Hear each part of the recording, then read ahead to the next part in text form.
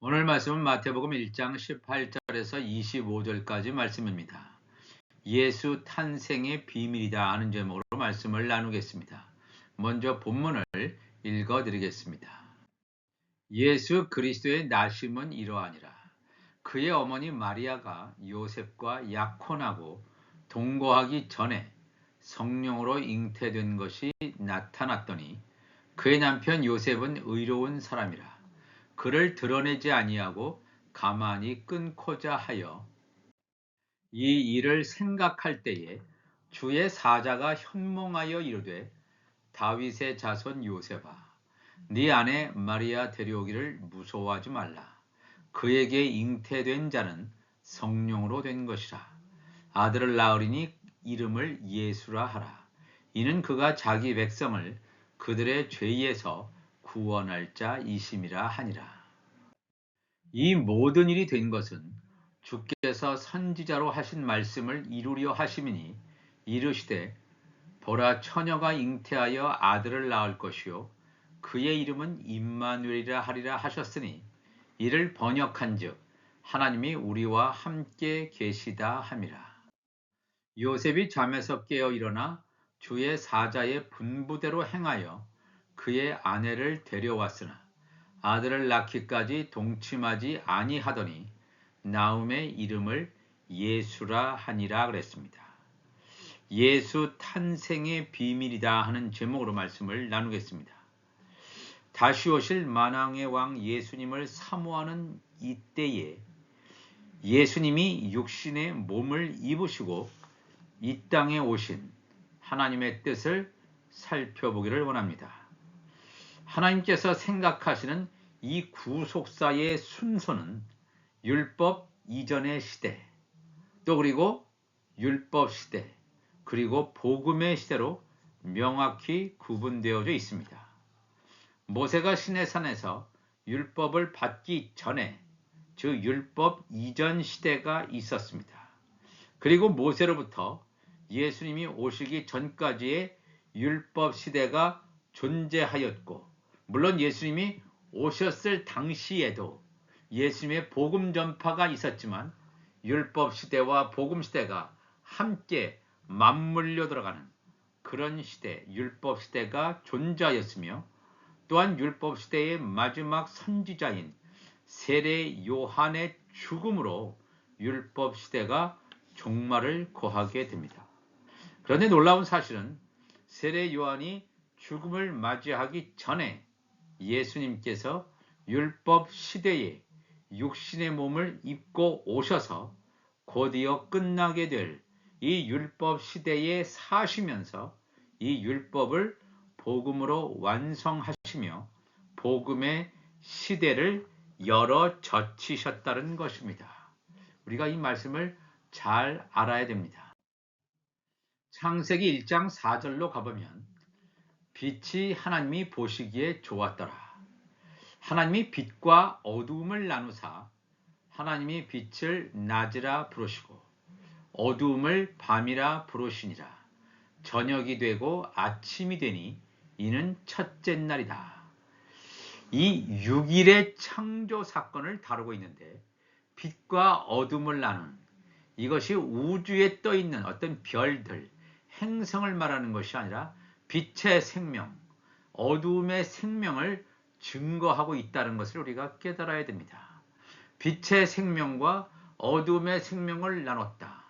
이 빛의 생명이라고 하는 것은 창세전에 그리스도와 함께 있었던 말씀 안에 있었던 좋은 씨라면 이 어둠의 생명들은 흑암에 가두어진 죄를 지을 수밖에 없는 그 생명입니다.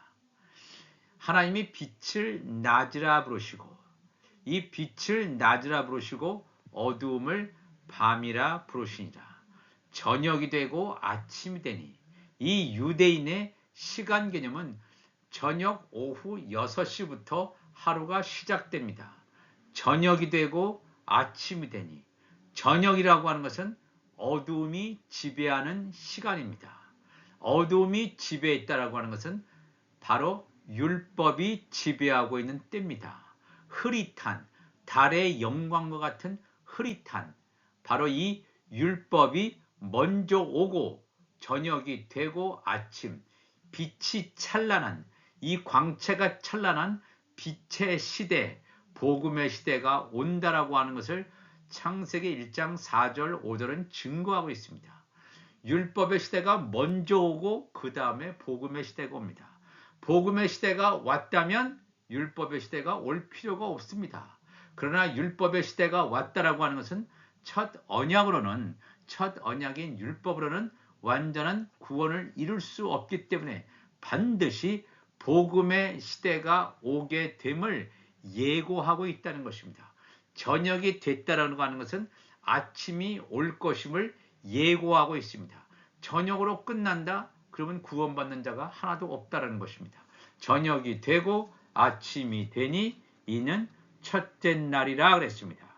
하나님의 아들인 예수 그리스도께서 육신의 몸을 입으시고 이 땅에 오셔서 창세전에 감추셨던 이 천국 복음을 비유로 전파하십니다.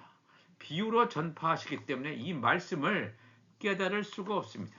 그래서 예수님의 승천 후에 보혜사 성령께서 오셔서 하나님의 아들들로 예정되어져 있는 자들에게 이 복음의 비밀들이 온전히 열려져서 그들이 깨닫게 되고 하나님의 나라의 완성이 이루어지는 성경의 놀라운 이 하나님의 디자인, 하나님의 구원의 완성을 우리가 엿볼 수가 있다는 것입니다. 마태복음 1장 18절에 예수 그리스도의 탄생을 예수 그리스도의 나심은 이러하니라.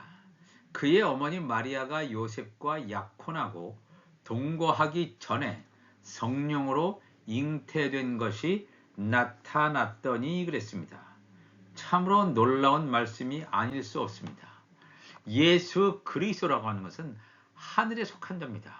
그런데 우리와 똑같은 육신의 몸을 입고 오셔야지만 육신의 몸을 입고 있는 하나님의 아들들, 하나님의 종들, 천국의 시민들을 구원하실 수가 있습니다.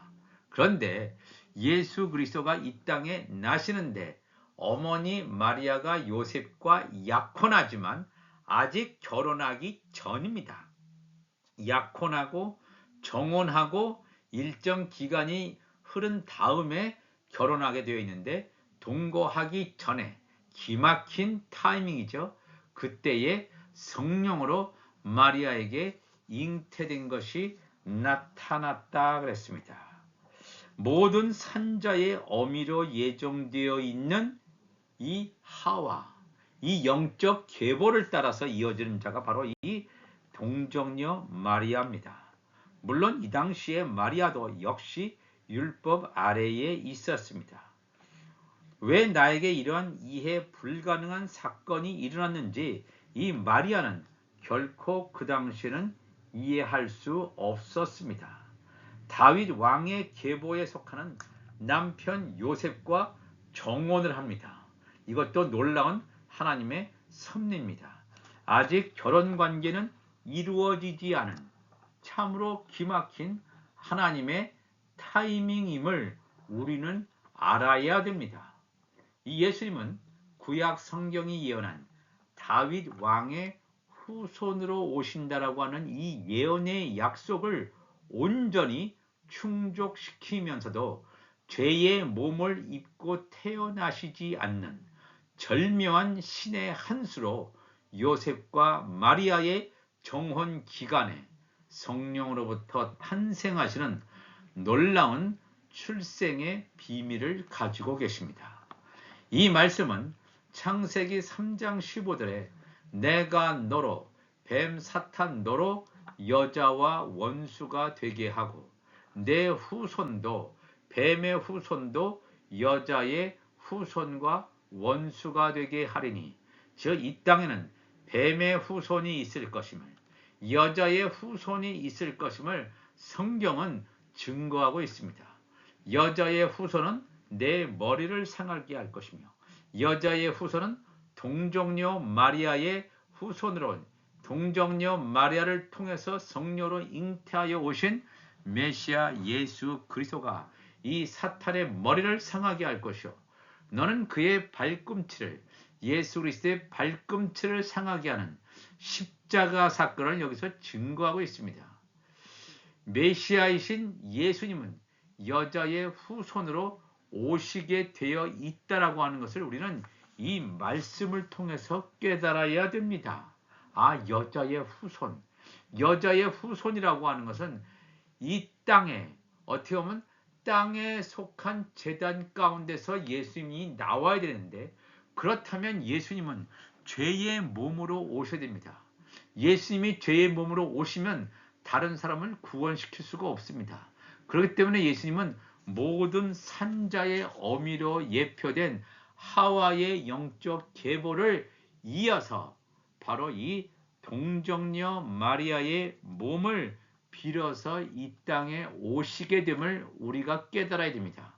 만약에 이 요셉과 이 마리아의 이러한 사람의 예에서 보여지듯이 결혼 관계를 통해서 예수님이 오셨다면 예수님 역시 죄를 가지고 있는 자가 됩니다. 그러나 요셉과는 상관없이 성령으로 마리아의 몸에서 잉태돼서 예수님께서 나오셨으므로 다윗의 계보를 이어서 왕족으로 오시긴 하였지만 죄가 없으신 놀라운 하나님의 이런 영적인 계보를 통해서 오셨음을 성경은 정확하게 증거해주고 있습니다. 그래서 갈라디아서 4장 4절에 사도 바울은 이렇게 증거하고 있습니다. 때가 참에 하나님이 그 아들을 보내사 메시아 예수 그리스도를 보내사 여자에게서 나게 하시고 동정녀 마리아, 물론 그 당시에 동정녀 마리아 역시 율법 아래에 있는 여자였지만 왜 나에게 이러한 일이 이루어져 있는지를 전혀 깨닫지 못한 율법 아래에 있는 동정녀 마리아였지만 나중에는 예수님의 지체로 세워지게 될 하늘에 속한 이 교회의 몸이 됨을 알게 되는 이 놀라운 하늘의 신비라고 하는 말입니다. 그 아들을 보내사 여자에게서 나게 하시고 율법 아래에 나게 하신 것은 예수님 역시 율법 아래에 났다라고 하는 것은 이 율법을 복음으로 완성시켜야 되기 때문에 그렇습니다. 만약에 예수님께서 율법 아래에 나지 않고 그냥 하늘에서 직접 영으로 그냥 오셨다면 율법 아래에 있는 모든 자들은 다 구원받을 길이 없습니다. 갈라디아서 4장 5절에도 율법 아래에 있는 자들을 속량하시고 율법 아래에 있는 자들 가운데서 하나님의 아들로 세워질 자가 있습니다. 여자에게서 남자로 세워질 자, 이 땅에 속한 제단에 속하여 있는 자 같았지만 그 가운데서 하늘에 속한 교회에 속하는 자가 있음을 성경은 증거하고 있습니다.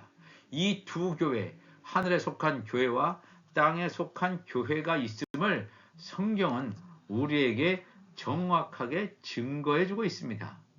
누가복음 1장 27절에 보면 다윗의 자손 요셉이라 하는 사람과 약혼한 처녀에게 이르니 그 처녀의 이름은 마리아라. 그에게 들어가 이르되 은혜를 받은 자여 평안할저다. 가브리엘 천사가 마리아에게 얘기하죠. 주께서 너와 함께 하시도다 하니 처녀가 그 말을 듣고 놀라 이런 인사가 어찌함인가 생각하매 천사가 이르되 마리아야 무서워하지 말라. 네가 하나님께 은혜를 입었느니라. 보라 내가 잉태하여 아들을 낳으리니 그 이름을 예수라 하라 그랬습니다. 가브리엘 천사가 마리아에게만 나타나서 예수 탄생의 소식을 전하지만 이것을 알 길이 없는 요셉의 반응은 어떤 반응이겠습니까? 마태복음 1장 19절에 보면 그의 남편 요셉은 의로운 사람이라 그를 드러내지 아니하고 가만히 끊고자 하였다 그랬습니다. 지금 이 마리아와 정혼 관계는 되었지만 결혼은 되어지지 않았기 때문에 아직 동침하지도 않았는데 마리아의 배가 불러오는 것을 알게 된 요셉은 의로운 사람이기 때문에 다른 사람한테 이거를 발설하지 않고 그냥 결혼 관계까지 가지 않고 그냥 끊어버리려고 했습니다. 왜냐하면 사람으로서는 이해가 가지 않는 일이 벌어졌다라고 하는 것입니다. 만약에 이것을 발설하면 이 마리아는 부정한 여인으로 찍혀서 돌 맞아서 죽음을 당할 수밖에 없습니다. 그러나 그렇게 하지 않고 가만히 끊고자 했다. 결혼 관계까지 가고자 하지 않았다. 이게 다 사람의 생각이죠. 사람의 합리적인 생각으로 볼 때는 이렇게 할 수밖에 없습니다. 근데 20절에 이 일을 생각할 때에 사람의 생각이 앞서서 이렇게 할 때에 주의 사자가 현몽하여 이르되 다윗의 자손 요셉아 내 아내 마리아 데려오기를 무서워하지 말라. 그에게 잉태된 자는 성령으로 된 것이라 그랬습니다. 왜 하나님께서 요셉을 생물학적인 이 예수님의 아버지가 아니지만 요셉을 빌어왔냐면 이 요셉은 바로 다윗 왕의 왕족인 계보를 잇고 있는 사람입니다. 그러니까 하나님의 말씀을 성취하기 위해서 다윗 왕의 계보 가운데서 생물학적인 관계는 아니지만 생물학적인 이런 다윗 왕의 계보를 빌어와야 된다는 것입니다. 다윗의 자손 요셉아 내 아내 마리아 데려오기를 무서워하지 말라. 그에게 잉태된 자는 성령으로 된 것이다. 예수 탄생의 비밀에 대해서 그 어머니 마리아도 알았고 또 당시에 이 아버지인 이 마리아의 남편인 요셉도 예수 탄생의 영적인 비밀을 알게 됩니다. 그러나 다른 사람들은 그 당시 다른 사람들은 이 영적인 비밀을 알 길이 없었습니다. 예수 탄생의 비밀은 우리와는 완전히 다릅니다. 부모가 동침해서 낳는 그런 사람이 아니라 마리아를 통해서만 남편 없이 마리아를 통해서만 성녀로 잉태된 자. 왜냐하면 예수님은 오실 때부터 땅에 속한 자가 아니다 하는 것입니다. 육신으로 난 자가 아니라는 것입니다. 예수는 하늘에서 난 자, 하늘에 속한 자라고 하는 것입니다. 율법으로는 완전한 구원을 이룰 수 없으므로 이 복음이 예수 그리스도를 통해서 전파되므로 비로소 죄에서 해방되는 구원의 역사가 예수 그리스도를 통해서 되어진다라고 하는 것입니다. 아무리 우리가 하나님의 아들들로 예정되어 있다 할지라도 우리가 복음을 듣지 못하면 여전히 죄 가운데에 있음을 성경은 증거하고 있습니다. 마태복음 1장 21절에 아들을 낳으리니 이름을 예수라 하라. 이는 그가 자기 백성을 그들의 죄에서 구원할 자이심이라 하니라. 예수님께서 오셔서 어떠한 자를 추수하냐면 자기 백성이에요. 이 인류 모든 백성이 아니에요. 추수할 자가 있고 추수되어지지 못할 자가 있어요. 자기 백성을 그들의 죄에서 구원한다. 예수님이 오시기 전까지는 예수님의 백성, 하나님의 백성이라 할지라도 죄 가운데 있었음을 성경은 증거하고 있습니다.